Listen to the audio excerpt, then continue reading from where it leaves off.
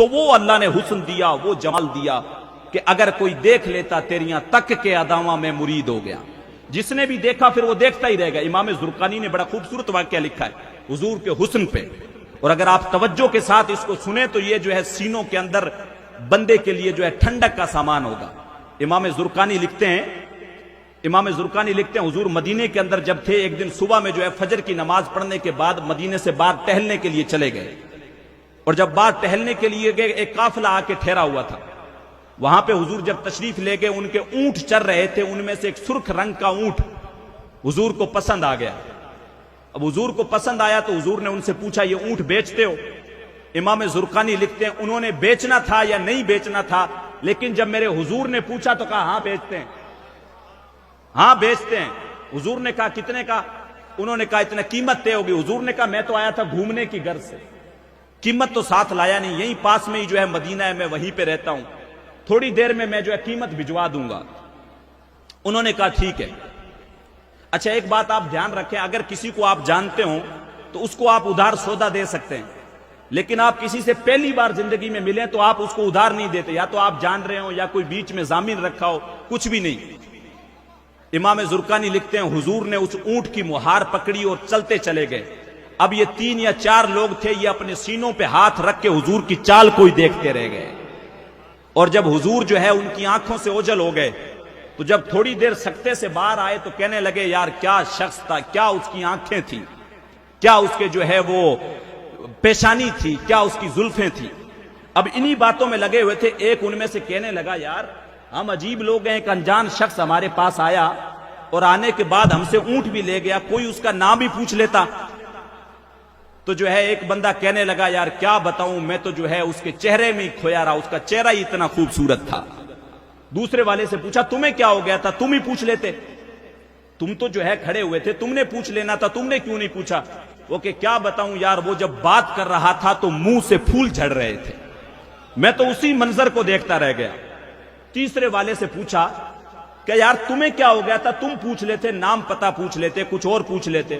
وہ کہنے لگا یار کیا بتاؤں، اس کی آنکھیں اتنی خوبصورت تھی، میں تو اس کی آنکھیں ہی دیکھتا رہ گیا۔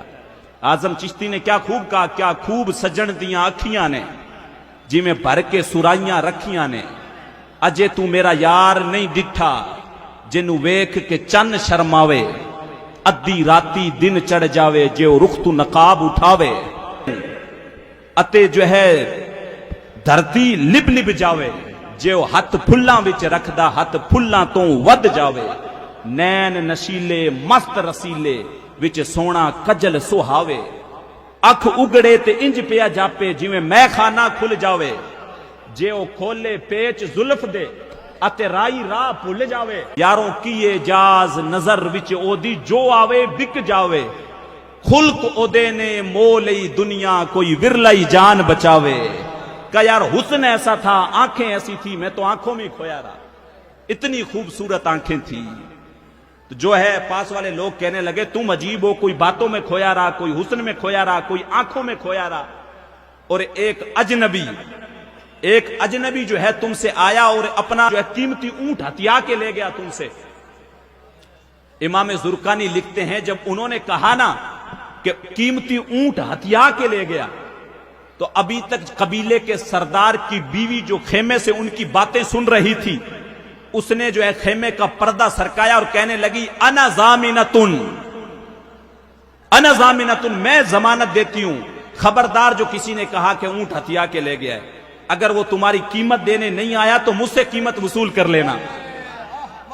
قبیلے کے سردار کی بیوی کہہ رہی ہے مجھ سے قیمت وصول کر لینا۔ اچھا لوگ کہنے اچھا تو ان کو جانتی ہے؟ کہا واللہ جانتی میں بھی نہیں ہوں، جانتی تو میں بھی نہیں ہوں۔ تو کہا پھر ضمانت کیسے دے رہی ہے؟ کہنے لگی جب تم باتیں کر رہے تھے میں نے پردے کی اوٹ سے اس کا چہرہ دیکھا تھا، اور خدا کی قسم جس کا چہرہ اتنا خوبصورت ہو وہ کبھی جھوٹ بول ہی نہیں سکتا ہے۔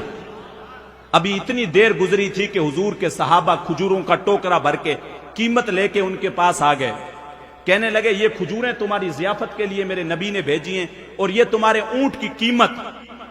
امام زرقانی لکھتے ہیں وہ سارا قافلہ اکٹھا ہو گیا، کہنے لگے قیمت ہم بعد میں لیں گے، ہم تو پہلے خود بک چکے ہیں، مجھے بتاؤ تو صحیح، ہمیں بتاؤ تو صحیح وہ سونا رہتا کہاں ہے، ہم نے پہلے ان کے قدموں میں جانا ہے۔